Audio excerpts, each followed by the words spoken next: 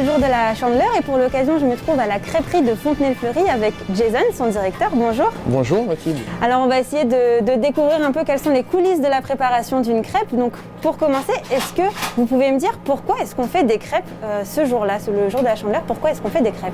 Alors la Chandeleur, c'est pour fêter le début de la fin de l'hiver, on va dire ça comme ça. Voilà, pour représenter le soleil par rapport à une crêpe qui est dorée. Et voilà. Dorée et ronde du coup. Et ronde, c'est bien ça, oui. Vous avez des crêpes qui sont indémodables, classiques dans votre carte, mais souvent vous imaginez des nouvelles crêpes, il y a des crêpes du moment même. Comment est-ce que vous imaginez tout ça? Comment est-ce que vous pensez les recettes?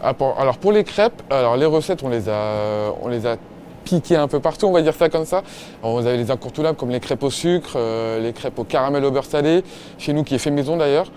Vraiment toutes ces crêpes-là. Après, on est parti un peu plus loin dans l'expertise, on a fait des crêpes avec de la noix de coco, on rajoute des boules de glace artisanales dessus, vraiment c'est des crêpes énormes, on va dire ça comme ça. Vraiment c'est quelque chose qui est vraiment pas mal voilà, pour plaire à une nouvelle clientèle un peu plus jeune, pour sortir un peu de ce que tout le monde connaît.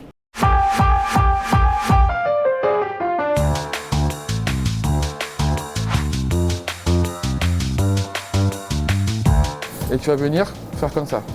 Racler un peu et tu vas faire comme ça, tac, tac, tac, et la retourner. Tu commences à retourner comme je t'ai montré. Comme ça là? Non, là tu... Comme ça? Ouais, entièrement. Et là tu la retournes de l'autre côté, tac. Hop. Ok. Est-ce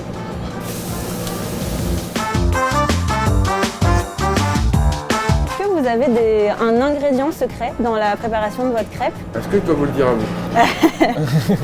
Mais oui, on en a. Alors nous, personnellement, nous ne mettons pas de... Notre farine est bio, importée directement de Bretagne. C'est très important pour nous.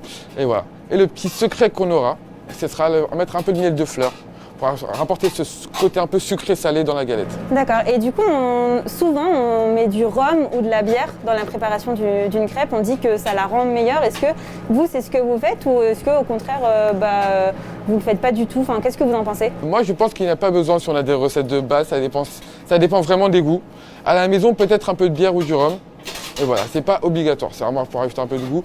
Nous, on sucre notre pâte à crêpes, par contre. On met du sucre, ça c'est un grand débat aussi, est-ce qu'on sucre ou pas la pâte à crêpes? Nous, on le fait personnellement. Est-ce que vous pouvez donner des conseils à nos téléspectateurs qui voudraient réaliser eux-mêmes leurs propres crêpes chez eux? Est-ce qu'il y a des conseils à avoir, des gestes pour avoir vraiment une crêpe super bonne et parfaite? Il n'y a pas de secret, bien faire reposer la pâte. Et voilà. Et avoir le petit coup de main qui va avec aussi, parce que ça c'est important. Le petit coup de main, le retourné de crêpe, c'est ça? Exactement, voilà. Soit vous avez une crêpière ou une bilique, ça dépend de comment on l'appelle, et vous avez le petit coup de main en rond, ou soit vous avez une poêle directement et vous la faites tourner et vous la retournez. Merci beaucoup Jason pour tous ces conseils. Maintenant vous en saurez un petit peu plus, j'espère, sur la Chandeleur, mais également sur comment préparer des bonnes crêpes.